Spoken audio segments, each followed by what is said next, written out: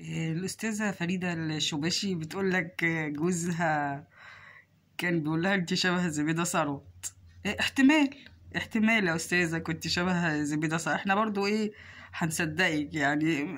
احتمال انك ما بتكذبيش، لو ان احنا يعني متعودين على انك بتكذبي، ان انتوا يعني بتكذبوا اكتر ما بتتنفسوا.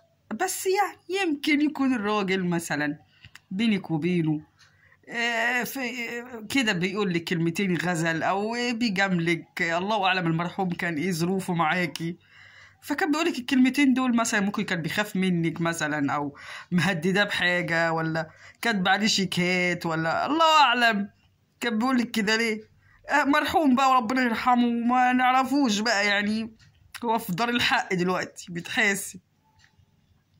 يمكن كان بيقولك الكلمتين دول بيكبر بخاطرك، طلعت تقولهم لنا احنا ليه؟ احنا مال ابونا؟ احنا مالنا؟ احنا مالنا؟ احنا انت شبه زبيدة ثروت ولا شبه نجيب الريحاني؟ احنا مالنا؟ وبعدين انت يعني انت شبه زبيدة ثروت، يعني الشبه الوحيد اللي بينك وبينها، يعني الشبه الوحيد ان اسمك فيه من نفس الحروف بتاعت اسمها.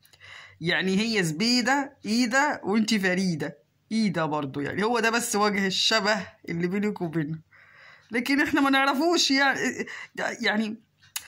طب يعني، طب هي كان الحلوة المرحومة كان عينها خضرة وهي صغيرة. انت يعني كانت عينك خضرة، ولما كبرتي اسودت عطبت يعني، عفنت يعني، اسودت جعلها بقى الدبان والناموس والعنكبوت بقى سودها يعني. يعني كانت خضرة وهي صغيرة وبعدين اسودت، يعني عطبت زي الموس كده اللي بيسود.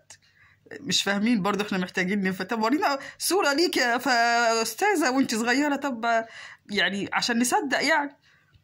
وبعدين ورينا قصيدة واحدة من 500 قصيدة اللي كاتبهم فيك المرحوم.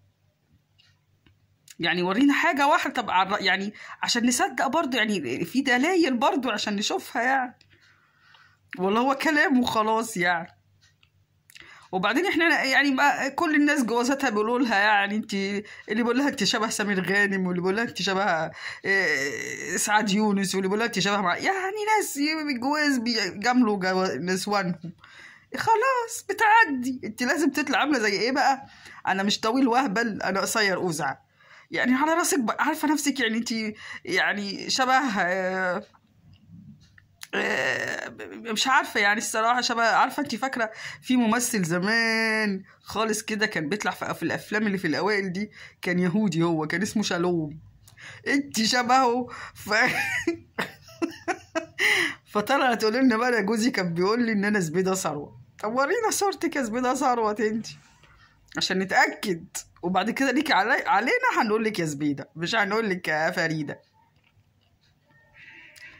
يا ربي انا مش عارفه ايه الخلق اللي بتتحدف عليه. زبيدة ثروت، زبيدة ثروت، ما تلاقيش الا زبيدة ثروت.